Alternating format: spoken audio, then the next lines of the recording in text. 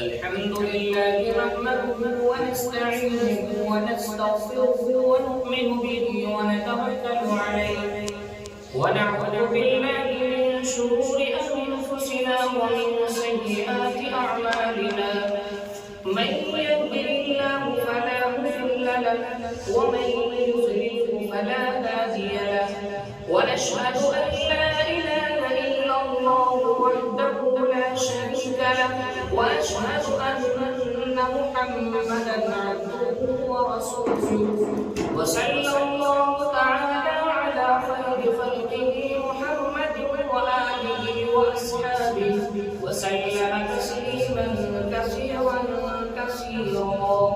أما بعد، أعوذ بالله من الشيطان الرجيم. بسم الله الرحمن الرحيم.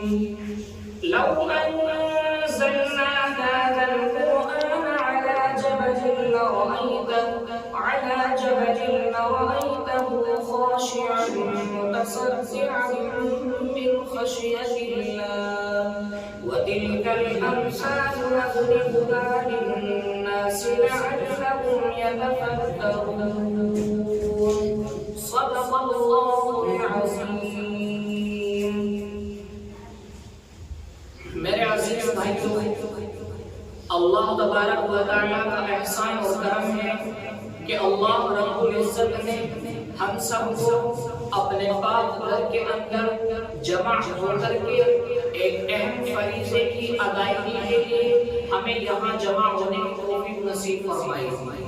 دعا کریں کہ اللہ رب العزت ہمارا یہاں آنا اور ہمارا یہاں بیٹھنا قبول فرمائے. میرے بھائی، ویسے تو اللہ تبارک و تعالیٰ نے ہمارے لیے بہت ساری نعمتیں آسمان سے زمین پر اتاری ہیں. بہت ساری نعمتیں اللہ رب العزت نے ہمیں عطا کی ہیں، لیکن اگر ہم اللہ کا احسان اور اللہ کا شکر ادا کرنے پر آ جائیں تو اللہ رب العزت کی تمام دی ہوئی نعمتوں میں سے ہم ایک نعمت کا بھی شکر ادا نہیں کر سکتے. میرے بھائی، تمام نعمتوں میں سے اللہ رب العزت نے مجھے اور آپ کو ایک نعمت اولاد کی بھی عطا کی ہے. یہ اولاد وہ نعمت ہے کہ ہماری یہ اولاد اگر چاہے تو یہ دنیا میں رہ کر بھی ہمارے لیے شرمندگی کا اور ہمارے لیے نجات کا ذریعہ بھی بن سکتی ہے. اگر یہ اولاد چاہے تو کل قیامت کے دن آخرت کی رسوائیوں سے اور جہنم کے عذاب کی حفاظت کے لیے اور جہنم سے بچانے کے لیے یہ اولاد ہمارے لیے ذریعہ بن سکتی ہے. لیکن اب یہ ہمارے ہاتھ میں ہے کہ ہم اپنی اولاد کو کس طرف لے جا سکتے ہیں.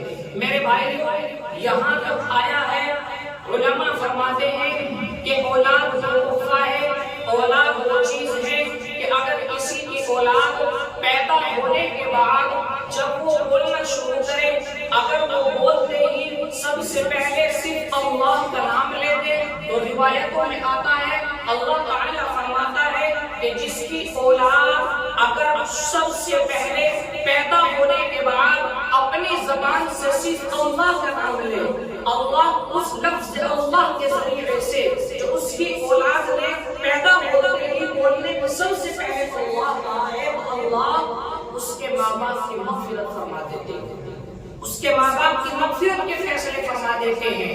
یہ وہ اولاد ہے میرے بھائیوں.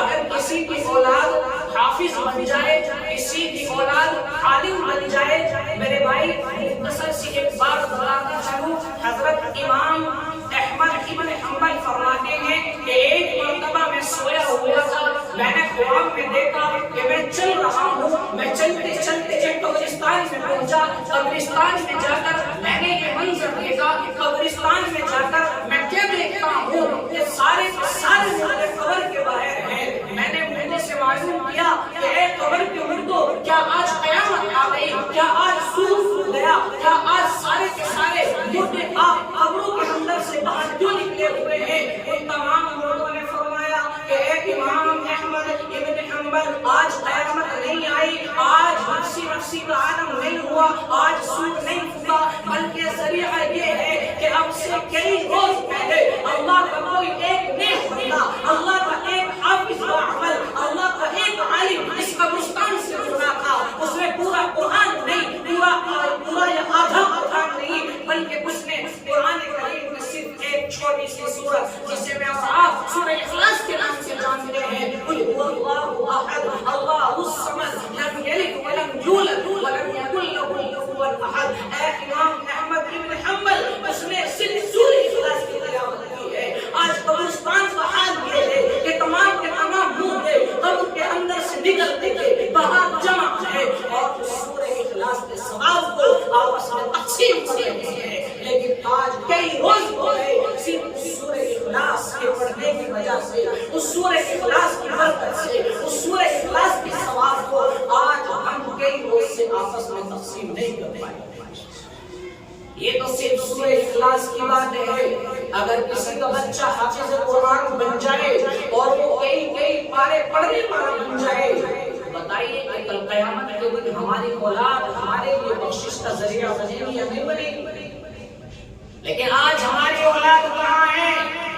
ارے تمام کے تمام ماں باپ لوگ روتے ہیں، تمام کے تمام ماں باپ کہتے ہیں کہ ہماری اولاد پریشان کر رہی ہے، تمام کے تمام بزرگ کہتے ہیں کہ ہماری اولاد ہماری دیکھ بھال نہیں کرتی ہے، ہماری اولاد ہماری بتائی ہوئی باتوں کو نہیں مانتی ہے، ہماری اولاد ہمارے طریقے پر نہیں چلتی ہے، ہمیں پریشان کرتی ہے. ارے یہی وجہ ہے کہ آج ہم نے اپنی اولادوں کو تعلیم سے دور رکھا ہے. آج ہم نے اپنی اولادوں کو مدرسوں تک نہیں پہنچایا. آج ہم نے اپنی اولادوں کو مسجدوں تک آنے سے محفوظ رکھا ہے. صرف آج وہ ہماری ماں باپ کی کمی ہے. ارے اولاد یہ بھی تو حق ہے والد کے ذمہ کہ اولاد اپنے بچوں کو تعلیم دے، تعلیم سے آراستہ کرے تاکہ وہ تمہاری باتوں کو مانے اور تمہارے دنیا سے جانے کے بعد تمہیں قرآن کریم پڑھ کر ثواب پہنچا کر جو بخشش کا ذریعہ بنے. اتنا وقت نہیں ہے، دو باتیں بتا کر میں اپنی باتوں کو ختم کرتا ہوں. جمعے کا وقت قریب ہے. میرے بھائیوں، دو دوست تھے، ان میں سے ایک دوست کا انتقال ہو گیا. انتقال ہونے کے بعد جو دوست زندہ ہے وہ روزانہ خواب کے اندر دیکھتا ہے کہ اس کا دوست جو انتقال فرما چکا تھا وہ دوست کبھی دوزخ کی آگ میں جلتا ہے، کبھی دوزخ کا ایندھن بنتا ہے، کبھی اسے دوزخ کے باہر نکالا جاتا ہے، کبھی اسے دوزخ کی آگ میں پھینکا جاتا ہے. میرے بھائیوں، کئی روز ہوئے اس کا دوست پریشان ہوا کہ میرا دوست کس پریشانی کے عالم میں ہے، کیا پریشانی ہے کہ اللہ سب کی حفاظت فرمائے. کئی روز ہوئے، کئی روز کے بعد اس نے دیکھا کہ آج میرا دوست جنت کے باغوں میں گھوم رہا ہے، جنت کے محلوں میں گھوم رہا ہے. اس نے معلوم کیا کہ اے دوست، میں تو کئی دن سے دیکھ رہا تھا کہ وہ کبھی جہنم میں ڈالا جا رہا تھا، کبھی جہنم سے باہر نکالا جا رہا تھا. آج یہ کیا وجہ ہوئی ہے کہ وہ آج جنت کے باغوں میں گھوم رہا ہے، جنت کے محلوں میں گھوم رہا ہے؟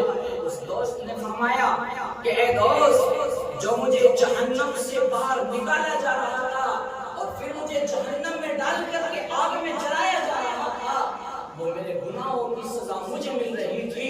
لیکن آج اگر میں جنت کے باغوں میں گھوم رہا ہوں، جنت کے محلوں میں گھوم رہا ہوں، آج میں اگر جنت میں ہوں، میرے بھائی اس کی وجہ یہ ہے کہ کل میرے معصوم سے بچے نے، میرے چھوٹے سے بچے نے مسجد میں یا مدرسے میں پہنچ کر کے پڑھا ہے بسم اللہ الرحمن الرحیم. اللہ نے اس بسم اللہ کی آواز کو سن کر، اس بسم اللہ کی آواز کو اتار کر اللہ نے میری مغفرت کی. تو میرے بھائی، اولاد وہ تحفہ ہے کہ اگر ہم چاہیں اپنی اولاد کو اس قابل بنا سکتے ہیں کہ ہماری اولاد دنیا میں نہیں بلکہ آخرت میں بھی ہماری بخشش کا ذریعہ بن سکتی ہے. آج ہماری اولادوں کا ہمارے سامنے کیا حال ہے؟ آج صبح ہوتے ہی ہماری اولاد کرکٹوں کے میدان میں، گلی ڈنڈوں کے میدان میں، آج ہماری اولاد ہمارے سامنے کنچی کھیل رہی ہے. آج ہماری اولاد ہمارے سامنے جوا کھیل رہی ہے، سٹا کھیل رہی ہے، شراب کھیل رہی ہے. کیا وجہ ہے؟ وجہ صرف یہ ہے کہ ہم نے اپنے بچوں کو تعلیم سے دور رکھا ہے. اے اولاد کے ماں باپ کو یاد رکھو، جن ماں باپوں کی اولاد آج غلط راستے پر چل رہے ہیں، ان کی ذمہ دار صرف ان کے ماں باپ ہیں. اس چیز کے ذمہ دار ان کے ماں باپ ہیں.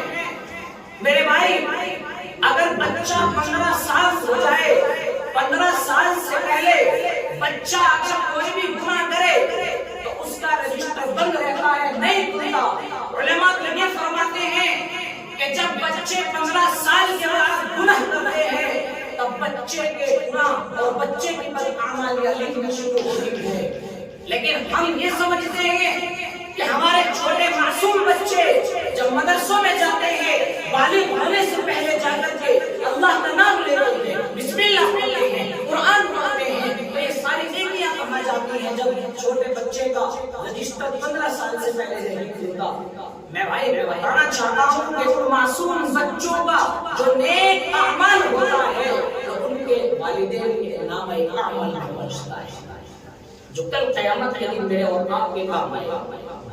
تو میری درخواست ہے خدا کے لیے آپ سبھی حضرات سے کہ اپنی اولادوں کو اس قابل بنائیں کہ ہماری اولاد کل قیامت کے دن ہمارے لیے بخشش کا ذریعہ بن سکے، اور ہم کوشش کریں، عہد کریں کہ انشاءاللہ آج تک ہم نے جو بھی کسی کے بارے میں غلط خیال رکھے، غلط فہمیاں رکھی، آج تک ہم نے جتنے بھی گناہ کیے، آج ہم اللہ کے ہاتھ میں اپنا ہاتھ دیتے ہیں کہ رب کریم آقا ہمارے ہاتھوں کو پکڑ لے، ہمارے ہاتھوں کی لاج رکھ لے، اور آج کے بعد عہد کریں کہ انشاءاللہ ہم جہاں تک بھی ہوگا تمام کے تمام گناہوں سے بچنے کی کوشش کریں گے انشاءاللہ۔ اللہ تعالیٰ ہم سب کے بچوں کو حافظ باعمل بنائے، اللہ تعالیٰ ہم سب کے بچوں کو ہمارے لیے آخرت میں نجات کا ذریعہ بنائے، اللہ تعالیٰ ہم سب کے بچوں کو عالم باعمل بنائے، 5 وقت کا نماز بنائے، اللہ ہم سب کے تمام گناہوں کو معاف فرمائے، اللہ ہم سب کی دعاؤں کو قبول فرمائے، آمین۔ وآخر دعوانا الحمدللہ رب العالمین۔